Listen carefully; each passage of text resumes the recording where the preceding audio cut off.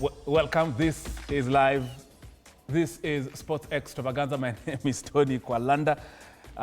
We are live on TV 47 every Saturday, 4 p.m. all the way to 7 p.m. where we give you the best sports. And remember, this is a special edition because we have a very big tournament happening currently in Kenya, Tanzania, and Uganda, known as the African Nations Championship, aka CHAN 2024.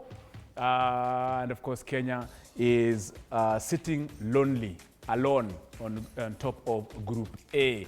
Of course, in front of Morocco, two-time champions. And then, of course, the other teams, that is Angola, Zambia, and Congo in that order. I'm not alone on this particular special edition. Remember, from at the top of the hour at 5 p.m., from 5 p.m., I'll be taking you to a very big international friendly game that's pitting AC Milan versus Leeds United. That game will be live here on TV 47 from 5 p.m. So stick around. TV 47 nakuletea kitu moto kabisa. Remember also concurrently CHAN will be happening. There's a game between Central African Republic versus Mauritania. That's a Group B fixture. And later on in the evening, Tanzania will be playing against Madagascar. Tanzania already with one foot in the quarterfinals of the CHAN 2022. I'm not alone on this particular show. Niko na the who is who in matters to do with sports football commentary. Ladies first, I have Annette Washira. Karibu sana. It's good to see you. Thank you. Very first time, of course. It's the first time I'm having Annette on this great show. I am very honored to have her here. Thank you. Anakuanga amerauka every Monday. Okay, of course, thank you for, of course, giving us your time. Karibu, Annette. And also we have the champions. They're still enjoying their win. Mseto FC head coach. And the honor on the chairman and everything of Mseto FC, my very good friend Michael Barnabe. Thank you so much for having me. Karibu sana. Asante, the first thing, and I was looking at what we have here. Like, tuko sawa. Kuna ka Senegal pale, ka champions, kuna champion mwingine hapo karibu. Kuna Kenya hapo. Kenya. Alafu ya The incoming champion. The 1 billion shilling money from Kenya. Yes. The billionaires. Yeah, I'm a champion all over. Yes. You know, remember even in Europe, we are the world champions. You've given him the opportunity. Oh, him to a Chelsea. We actually lifted another trophy just yesterday. Yeah, the big Malta. CHAN. Thank you. Leo Annette utakaa na amani town. Nitamuhurumia leo just for the respect we have. Yes, yeah. Kwa CHAN. Hapa clearly umelose hivyo. Hapa nilisha. Thank God it's not a Premier League setting. Karibu sisi leo. Karibu sana. This, of course, remember, you can always be part of this show. Talk to us. You can call us in live. You can tweet us or X us if you wish. You can Facebook us. We are also there live streaming this particular program. We're also live on YouTube, TV 47 Kenya.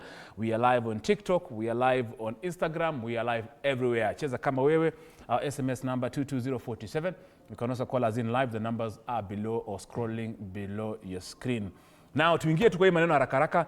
Tomorrow is a big one. Kenya is playing against Morocco. And of course, all odds are against Benny McCarthy and his boys. But from what we saw in Angola, Annette and Barnabe, 10-man Kenya holding Angola, we have hopes, Annette. We have hopes at least there's something that Kenya, of course, can show against Morocco. We were having an argument with a friend of mine, yes. And we were saying that if we were not 10 men, probably we wouldn't have won that game. And that just speaks to how good of a coach Benny McCarthy is. So he saw the gap and he fixed it. And so for Morocco, I think we can settle for a hard draw because Benny is a very tactical coach. He makes decisions continuously in the game. So let's say, for example, like what happened in Angola. In the first 10 minutes, you've been scored. What happens? In the next 15 minutes, you have a red card. What happens? So I think with Morocco, we're going to be scored fast, yes, but he's going to be able to pick up from that game, especially because these CHAN games, hakuna kama training session. You don't know these players. You can't read them. The only, and the fact that Morocco have rested the full week. Si tunatoka game ya Thursday. It's going to be a bit tricky, but tutaweza. It will be a hard draw. Yeah, it will be, of course, an interesting one. Michael Barnabe, my colleague Fred Arocho yesterday, when you're having that show at 1:30 p.m., Arocho is like, mutanisamea, but Morocco will beat us. But for me, I still make my stand that we have all the firepower to at least get a result from this. It might not be a win, but a draw will be the best, at least to give Kenya the high chances of actually going to the knockout stages. Let's be honest here. I'm not joining Arocho because it's not, and I'll give you my reason. Yeah. This is one.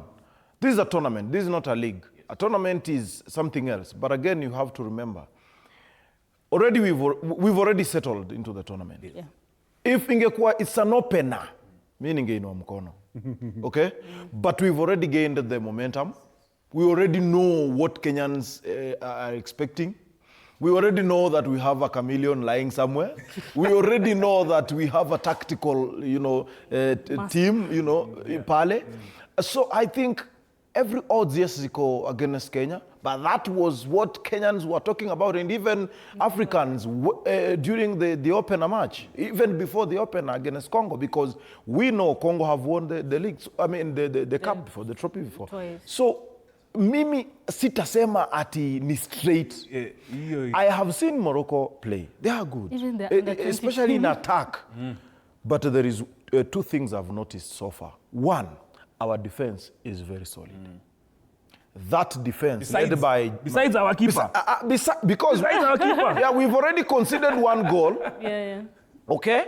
And I think Omondi pia anajua that hakuna vile tutalala hapa. He knows. So our defense is solid, led by Masoud Juma. And of course, the 12th man. We have an advantage that Morocco doesn't have. 48,000 people turned up juzi. Yeah? Kuingia na ilikuwa usiku. Na kesho ya saa 9. I'll be there at 10 a.m. Nani weekend. At 10 a.m. Wacha tukae kwa tukula njugu.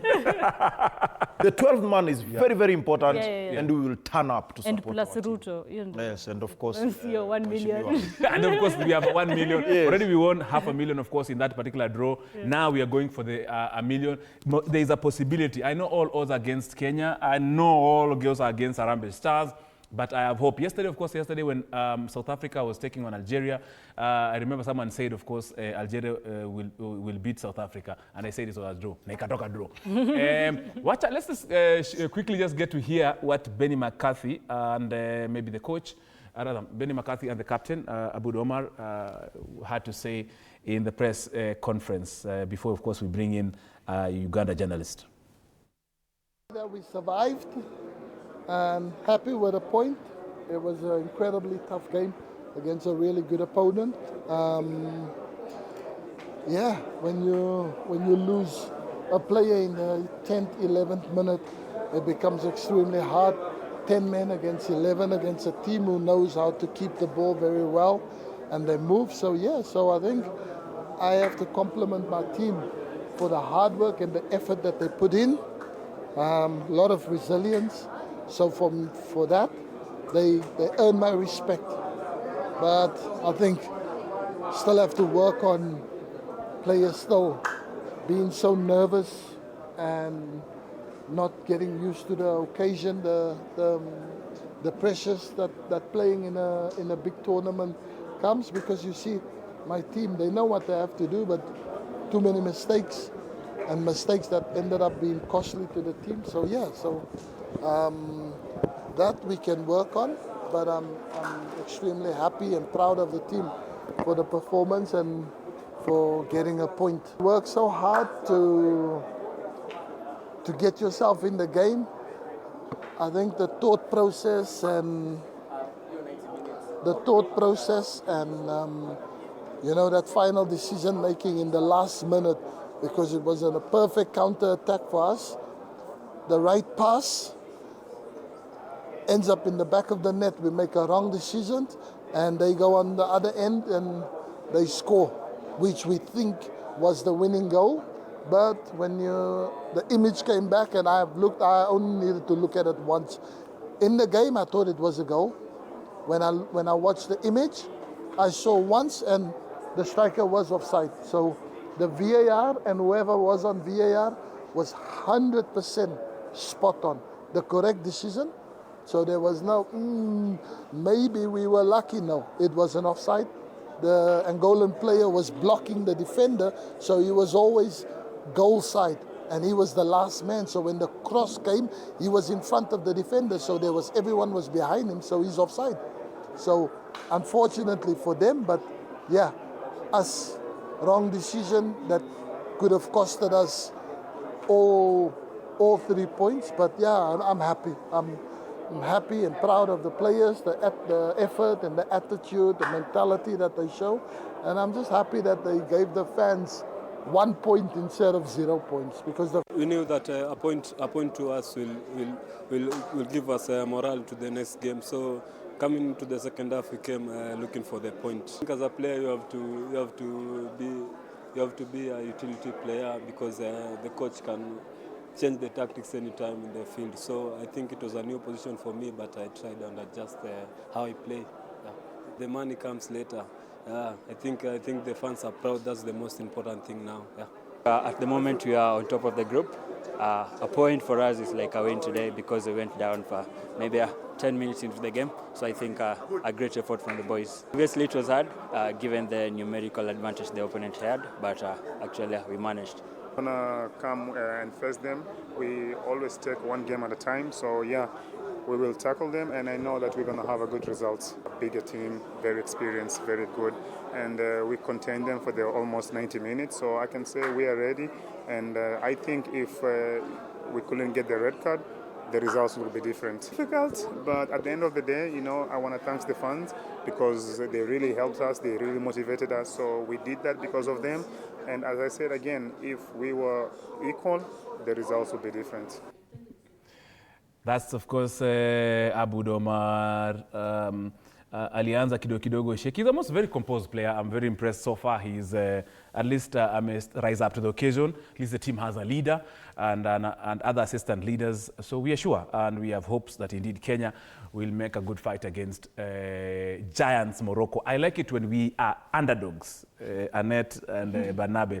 It's good that we are underdogs, and that status should remain, because just the way Chelsea were underdogs. Aye. Annette. It's Chan. Okay, I don't give us a chance. Doesn't want to hear anything. Chelsea. It's been enough anyway. I'm saving that for the Premier League coming soon. Haina shida na Rodrigo ako na injury. Yeah, hiyo tumesha move. We are no longer underdogs. Anyway, for the game, I think since the beginning of this tournament, we were underdogs. Against hata si ndio tulikuwa tunafeel katika group of death. Only to see the teams Uganda is playing. Then we realize Uganda are the most trouble. That it kosa. So DRC were underdogs, but after I think the experience on the pitch, I think most of us realized that we were on the same level as them, and even just a bit better. They were technically poor. Not technically poor. In front of goal, they were not good at all. In terms of possession, I think your game ndo niliona sana watu wakipura. Hata vile tulikuwa tunawatch game ya Angola is when I realized, kumbe people can play football. Because DRC people were just ball, hata watu katikati walikuwa wanashangaa sana. The ball was just bouncing up and down. Yes. Angola, I think for them it was just that game. It was a game of missed chances. If they had capitalized a lot of the chances they got before Kenya got time to reorganize themselves, they would have scored something. But they missed. We thank God we got that red card. It was better. At least 9 people, 10 people were good. Yes. And then also I think for Benny, as I had said, he's tactically good. When he saw there was a problem. There was a problem. He kept changing and changing. You see, even when he removed, for me, when he removed Mushiri from Ulinzi, I was like, sasa nani atasumbuka huko mbele. But for him to remove Mushiri, bring Kibwage, push Sakari up, it made the defense compact, because now they were playing a 5-man defense, which was Sylvester, Omija, and Kibwage, with Sakari and Abud Omar. So at least, even if you realize, the last goal that was scored, for 50 plus minutes, Abud Omar had not made a run. All the runs were coming from the side of Sakari, and Sakari now was subbed. So now when that happened, and you see Angola are very technically and tactically good. The minute they saw Abud has gone, that's where they switched the ball to. Wow. But I think Sakari has been shaky from the first day. Who? Sakari. Because for me, even last game he got a yellow card, and he's coming under pressure, of which I think he should avoid and he can avoid it. But the coach has trusted him for the past two games. Yeah. Maybe because he didn't concede in the first game. And again, this one, it was just a mistake that was, between the center backs.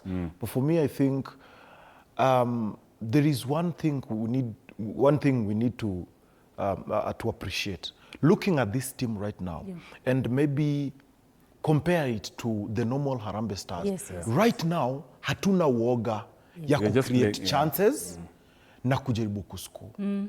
Last the Harambee Stars yenye tulikuwa nayo ilikuwa tu Harambee Stars ambayo inataka kucheza ndio, but they don't want to go forward.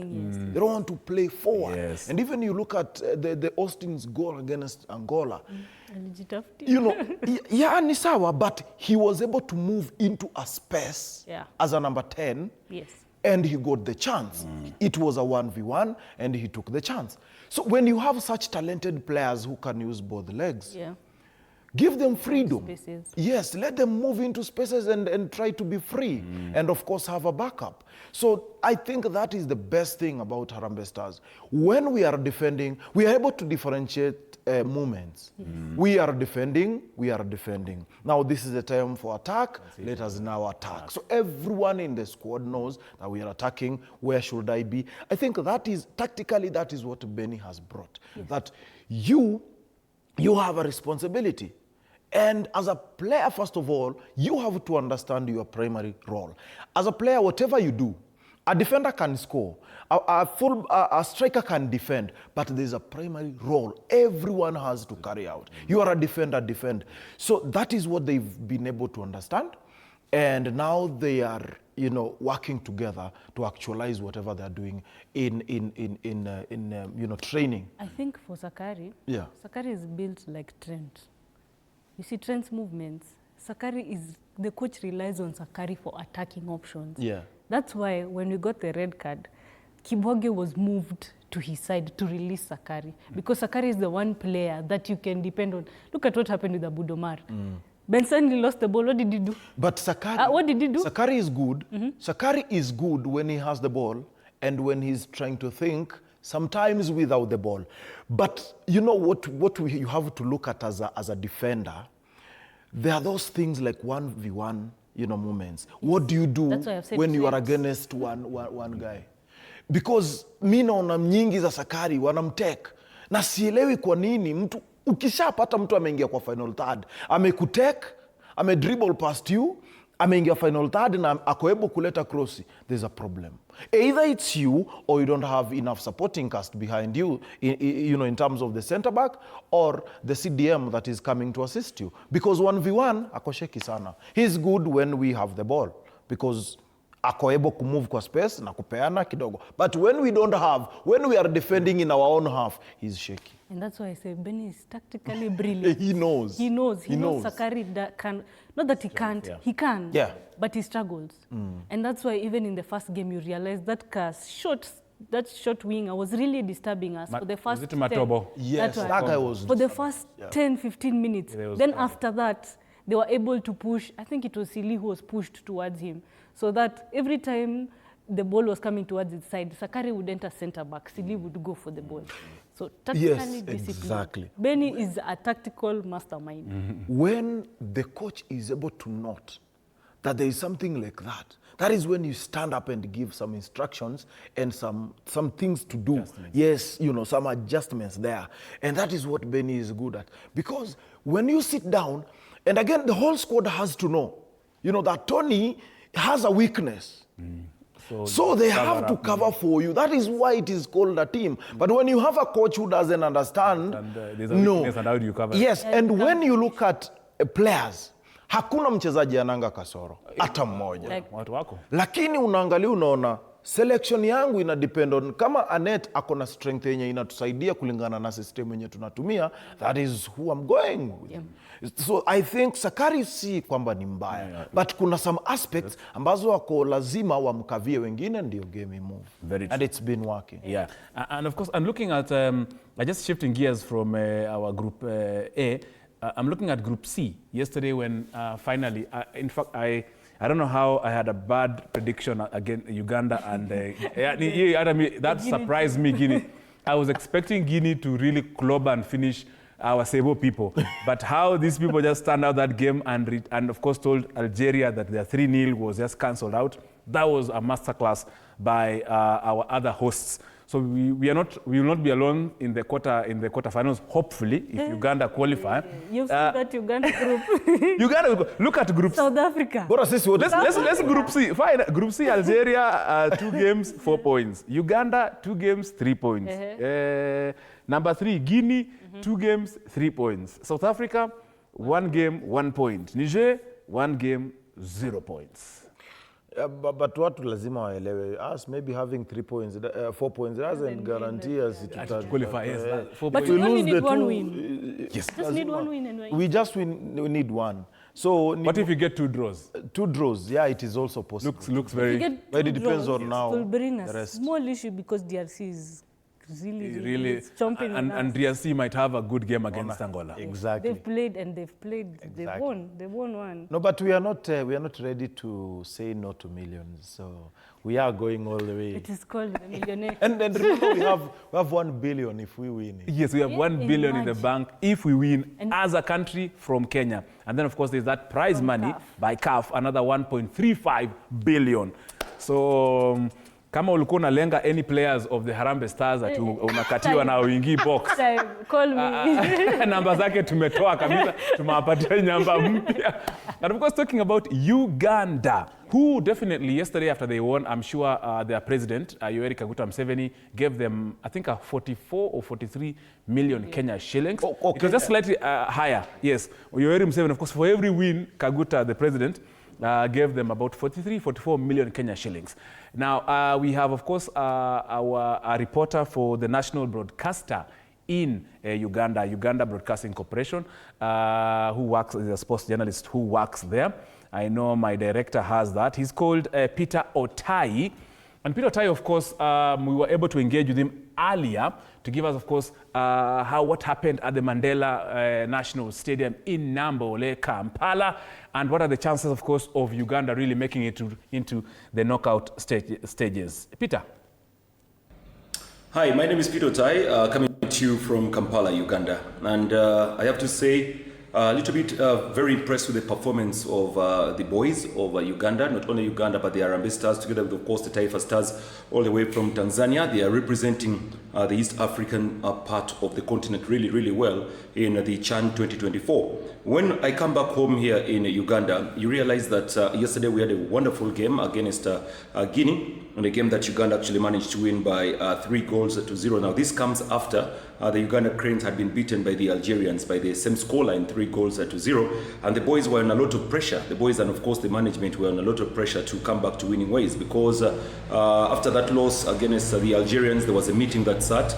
The First Lady, that is who's also the Minister of Education and Sport, had to call for a meeting. She's also the chairperson of the organizing committee, had to call for a meeting, and there was a lot of discussions that were held in regards to the performance of the boys, and she wasn't very happy with what she saw against the Algerians. So what you saw yesterday from the Crane players and the management was an improvement from the first game that was played against the Algerians, where we were beaten by 3-0. So yesterday's game was one that was very awesome and very, very beautiful to actually watch. Very many changes were made in terms of the ticketing and, of course, the food and drink, because in the first game, Ugandans entered the stadium as early as midday, and there was no alcohol.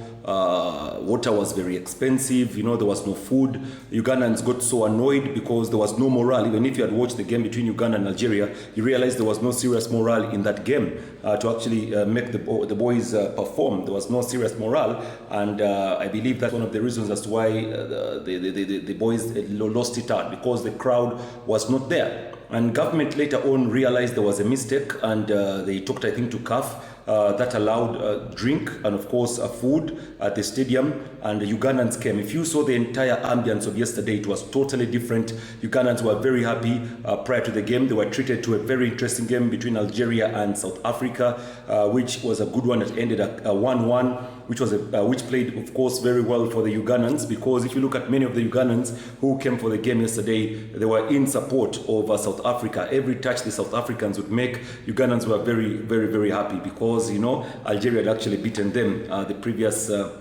days there. So that's exactly what transpired in that first game, and of course the change that happened yesterday. So that's exactly what really brought in. We're excited about the vibe, excited about the noise that was brought up by many of the Ugandans who turned up.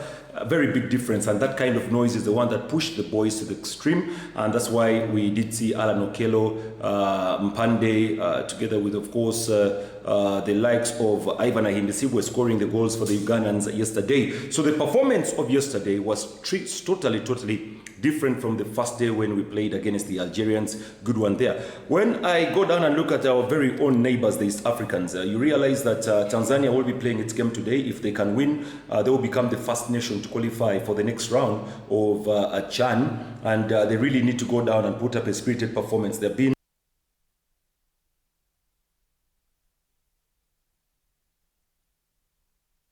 very early, but apart from that, they also probed, and you know, they got their goal penalty, of course, scored from Austin or the Ambo. Zanu scored that penalty. So all in all, you have to say that the kind of football that Kenya played against Angola was a little bit sketchy. It wasn't the kind that we had expected really from Kenya. I think Angola were well prepared for the Kenyans, well prepared. I saw a couple of mistakes being made by the defense and of course the goal, and not very many chances that they got apart from the penalty.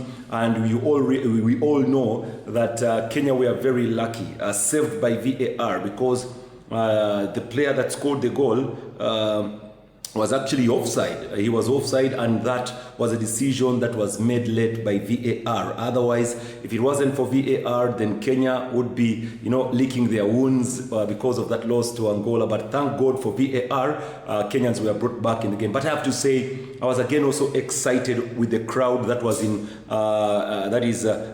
Nairobi. I begin with the game where DRC played. My God, that crowd was so good. Kudos again to the DRC guys for showing us how a crowd should behave, how excited we should be in a pitch. So DRC again, kudos to you guys. Then when we went down to Kasarani, the Kenyans also came in number. I think they saw what exactly had happened in Nyayo, so they decided to transform what was in Nyayo to Kasarani, and it was very nice. So the vibe is beginning to pick up, and we need to keep on telling the countries of East Africa, and of course the supporters of East Africa, to keep on giving more support to their nations. It's the kind of support that these players need in order to push them to perform very well. Apart from that, guys, I have nothing more to say. Very impressed with CHAN 2024, and yeah, that's it from me in Kampala. That's it for me. Thank you very much. That is my good friend Peter Otai, a renowned sports journalist working for the national broadcaster in Uganda, that is the Uganda Broadcasting Corporation, UBC, coming, of course, giving to us one-on-one, of course, what happened yesterday, Uganda being able to, of course, get their first win, and comparing, of course, the two instances about the fans turning up, both at the Nambole Stadium and the ones coming at Kasarani. And of course, he's hoping that the East African three co-hosts who are hosting this can actually make it into the knockout stages. And of course, I'll engage Annette and Barnabe to whereby, I mean, if at the end of this tournament or in the knockout stages, we are hoping that Benny McCarthy can draw against South Africa. Where will be his allegiance? I was having a conversation with one of my colleagues, and they're like, "Oh, he'll be Atakwa." Is there a draw, or it's direct? Is there a draw for the quarters, or we have direct qualification? Which direct? See, Lazima, we have to get. No, I mean, like for example, Group A winner versus Group B winner. You mean when we progress now from quarterfinals? Yes. There is a draw, of course, that will. So they'll draw the teams that are going to play. Exactly, because we don't know how it will end up. I mean, the group stages. So quarterfinals, there is a draw, and again, but already nafikiri zishafanywa from the first draw. winner A, winner B. Oh, winner yeah, C, that's winner what D I already. So I don't think we are going to meet you, South Africa yet. You just never know. Watatolewa lakini. Not Mbona yet. mnasema tunawamit? Because now we're going to only meet people from Group A. We're only going to listen.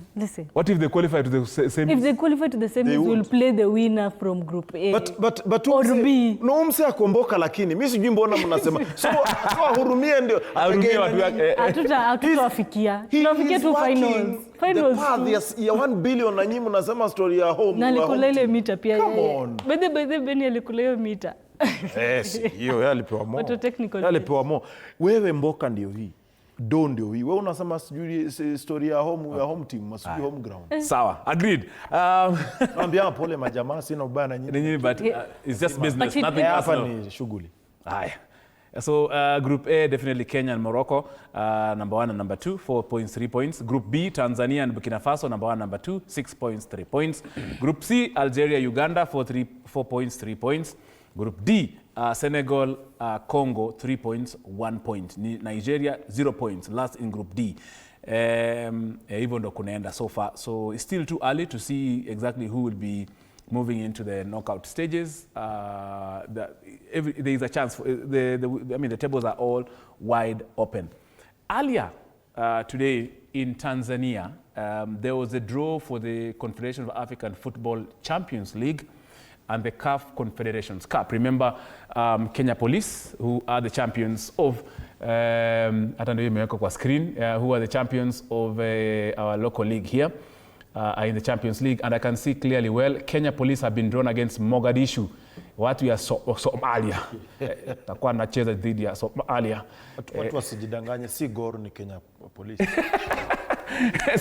Yes, ukiangalia tu on your screen hapo tu chini if you're watching the screen on your left, you'll see 1, 2, 3, the third pairing. So Mogadishu versus Kenya Police. It was done earlier today in Tanzania, and Kenya Police. This is a preliminary round. It's a 2-legged round, and will be happening in September, in that week of 19th or something. 1921. 2026 to 26. Yes, yeah. So 2-legged. So naona hapa, of course, Kenya Police watapeleka zile miraa za watu wetu wa Meru kule Somalia, wakipeleka hiyo stock, wakicheza na Mogadishu kidogo.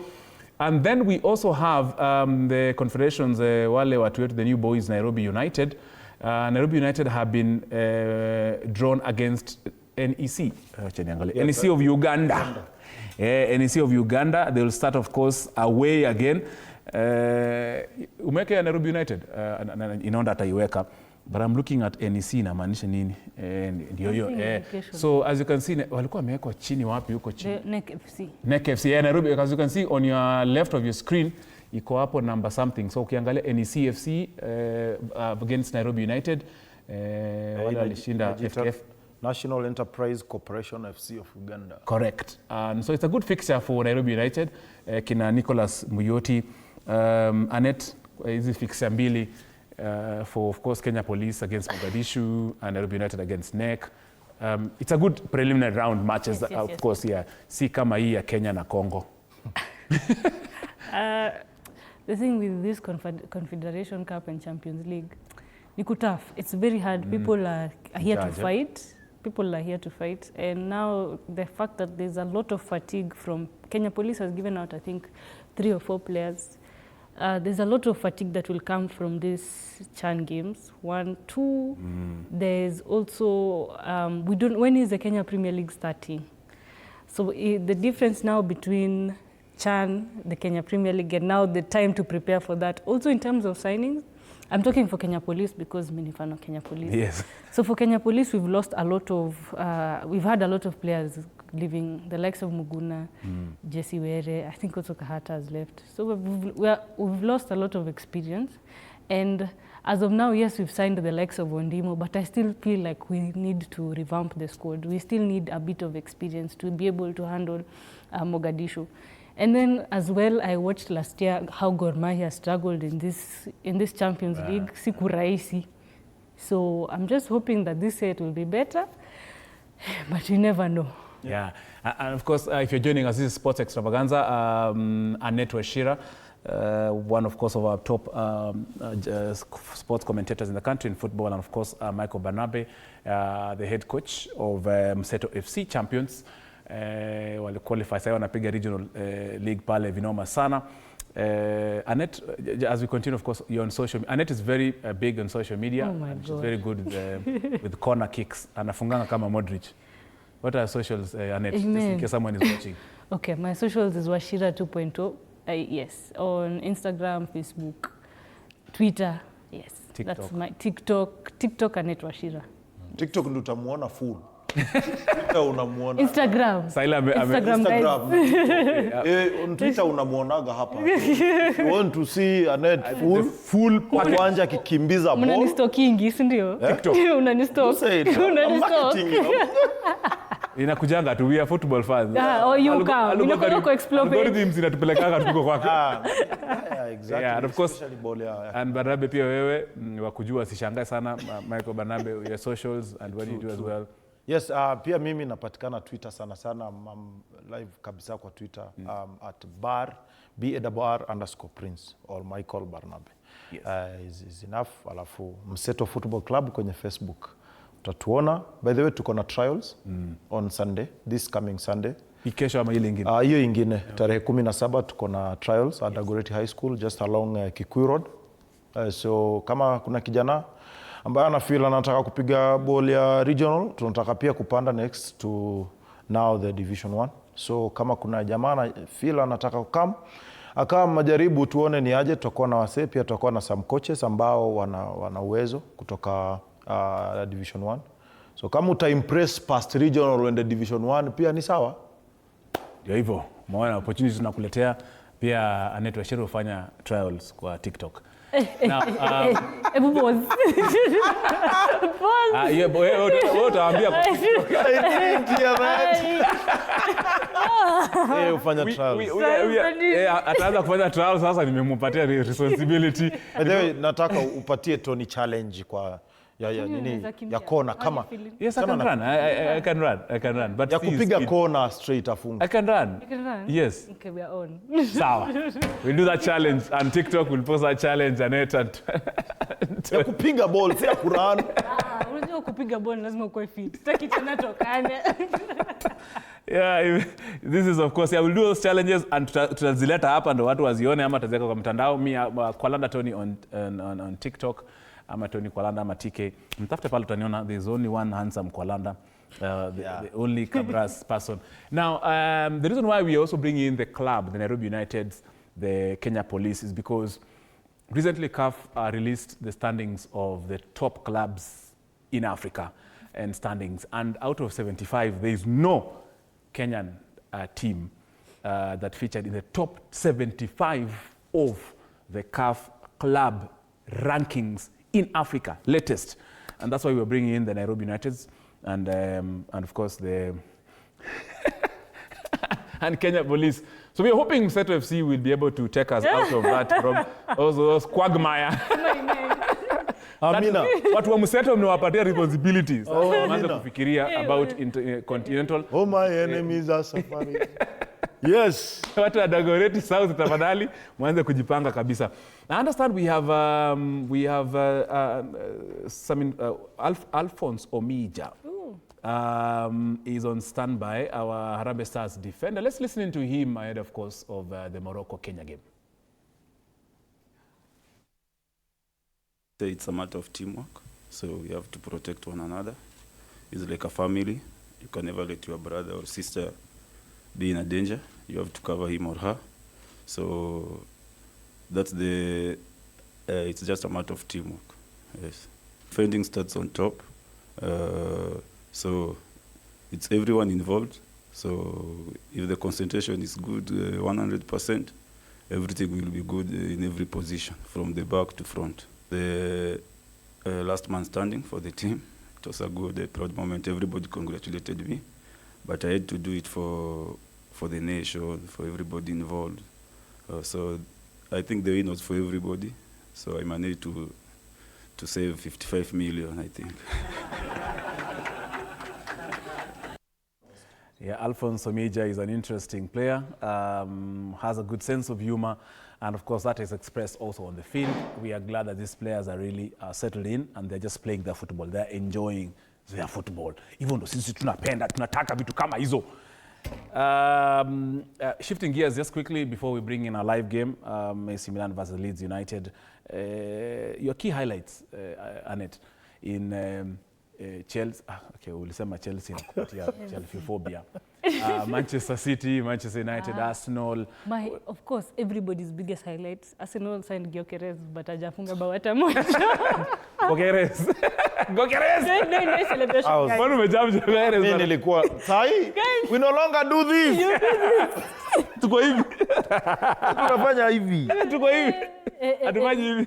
Tufanyi hivi. We no longer And do I'm this so happy because that these Arsenal fans are experiencing character development now. Experience now, guys. Experience character development now. It's going to get worse. That guy ajaribu tu wrestling because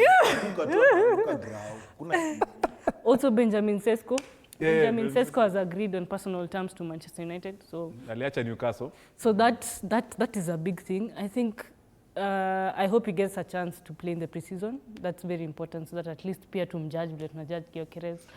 João Pedro, of course, is the biggest Chelsea signing mwenye ameperform together with Estevao. No, he's Estevao. Let me finish. So that I get away. And Delap, of course, Delap, yeah. Alitoka City Academy, lazima niringe. He's also a very good player. Also the biggest person who's leaving, Nicholas Jackson, anatafuta team. He's not the biggest person, please. So mind what you say. Skipping, going forward, Manchester City have lost Rodri until mid-September. Injury, was it? So, nikutaf. Liverpool, again, they've spent up to 300 million on signings. We don't know where Isak is going. I hope he does not go to Liverpool. I'm really praying. Okay. But regardless, Newcastle have said they're not releasing Isak until they sign two players. With the Isak transfer, I've been asking myself, you know, Liverpool CEO team ya center forward kind of a striker. They've been always using wings. Now ndio unaona kina nani wanashine kina Salah. Kina Salah na nani. I miss future. Is it the right club to go to as a Isak as a proper number 9? Yes, I think for Liverpool, it's the only team in the Premier League that can be able to pack their striking force and perform. For us, we cannot have more than 2 strikers. Liverpool can play successfully with more than 2 or 3 strikers in the same game. For us, impossible. And also Isak, what you don't realize is that Isak is a very volatile player. He's not like Haaland. Haaland always impeleka kwa wing. That's correct. So for Isak, if he goes to Liverpool, that would be a very good super. Sawa. Yeah. Naambiwa na my director Inonda is saying that we should respect Sesko. Nani aja sign terms ati amejoin. But amesign. Amesema anveliwa. Fabrizio. By the way, unajua Inonda ni mtu wa Man U. But I've heard. Wambia wakimaliza number 14. We shall be here. I've heard Onana ndiye amefanya Sesko akaingia Manchester United. But my problem is how dare Onana convince Sesko to join United yenye hata haichezi kitu next season over a team like Newcastle yenye inacheza Champions League. I'm like, kwani huyu Onana, did he use charms or something? The problem with no, it is impossible. Man is something we call a status club. Sesko atakuja kule. What a status club Status na mchezo champion. Okay, no, naongea na direct.